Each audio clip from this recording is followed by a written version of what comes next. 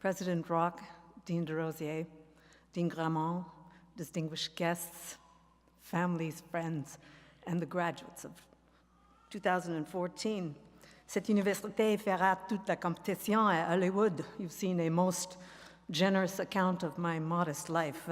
What you will see live is just the modest version.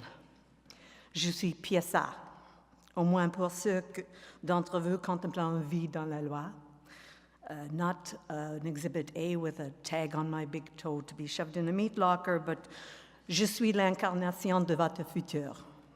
La vision de vue après 40 ans en tant qu'avocate. J'adore mon travail.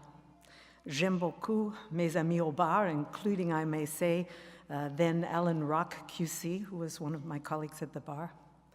And every day, I am grateful for the privilege afforded to our profession to help people. A profession that, thanks to your very hard work, the support of your families, and this wonderful faculty who have guided you, you now join. The law is a helping profession. So for those of you who will join the ranks of the practicing bar, I applaud your choice. The profession you enter in many ways is very different from the one that greeted me when I left Ottawa U in 1972, only 1 year after President Rock, who I always had to look up to at the bar. But in one way, I expect your experience will be the same as mine has been, that change is a constant.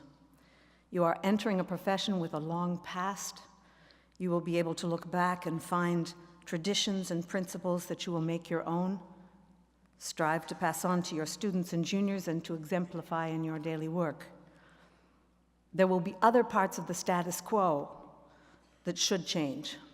Just as in my generation, changes in past attitudes at the bar to gender, race, religion, sexual orientation, even marital status and child rearing have changed and needed to change for the better.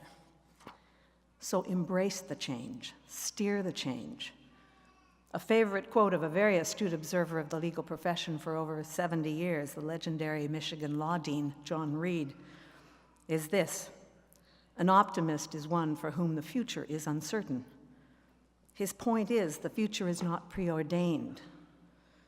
In our changing profession, the women and men of the class of 2014 will help chart the course ahead. I have to confess that in 1972, I don't think I thought about the prospect of being part of a changing profession or making my mark on a profession. I was caught up in my own little backwater of anxiety of whether this vocation, this calling, was really calling me. How badly would I fail? How soon would they be on to me? Of course, Sheryl Sandberg hadn't written Lean In yet, but me and survival were the basically 2 points I was focused on. But standing here today, I find myself looking through a different lens. Beside constant change facing our profession, there are some constants you may, and I hope you will, keep your eye on. And in the brief moments remaining to me, let me focus on one. And this comes from reading a tribute to Lord Denning by Lord Chief Justice Tom Bingham, and it's about the importance of lawyers.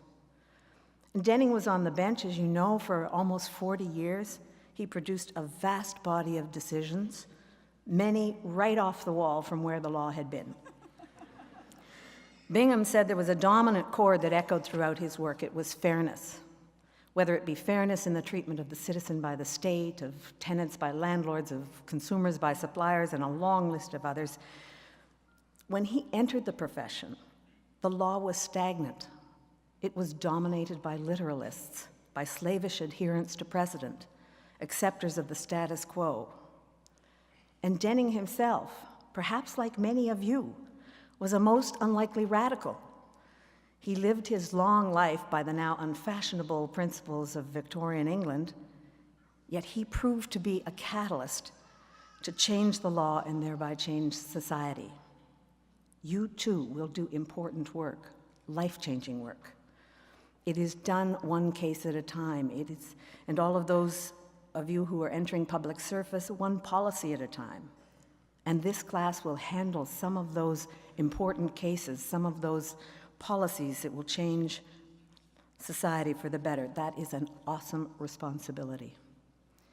As Atticus Finch said in To Kill a Mockingbird about his defense of Tom Robinson, every lawyer gets at least one case that affects him personally, that goes to the essence of his conscience. If I had more time, I'd tell you about the one case that I lost 13 pounds on. It was a great diet methodology, but I didn't get much sleep. But there are cases that you just have to fight for. Keep on the lookout for that case. It will justify all of your lofty debates over charter issues that you've had for the last 3 years. And this importance point applies not only to litigators and policymakers. For those who will be working on the non-contentious side of the practice, you will be working with clients to help them realize their dreams, to advance their businesses, to do good and philanthropic works with all the money they make, or countless other endeavors where lawyers make it happen, indeed, often are the creative drivers of amazing outcomes. This is your calling. And the way you represent your clients is the way you represent the profession as a whole. And as I was told by the gruffer mentors of the earlier age that Rock and I grew up in, don't screw it up. Let me end with a description of life at the bar given in the year of my graduation, 1972, by Sir Robert McGarry, a Lord Justice, a respected Lord Justice in England. And he said, being a lawyer is often tough, but it is thoroughly worth it. A practicing lawyer leads an extended life. The law calls for everything you've got and everything you could possibly give it. You live in an extraordinary atmosphere compounded of learning, logic, language, humanity, plain common sense, and a dozen other things besides, with always something new turning up. And you get paid for it. There could hardly be a better life than that. And to those of you who will earn a comfortable living from the law, remember, from those to whom much is given, much is expected. Je dois ma carrière en entier à cette université. Je me sens choyée et je suis très reconnaissante de cet honneur. Ce que je souhaite pour vous, la cohorte 2014, ce que je vous trouviez sans satisfaction et inspiration dans tout ce que vous déciderez d'entreprendre. Now it's up to you. Go forth, do well, make us proud. Merci beaucoup.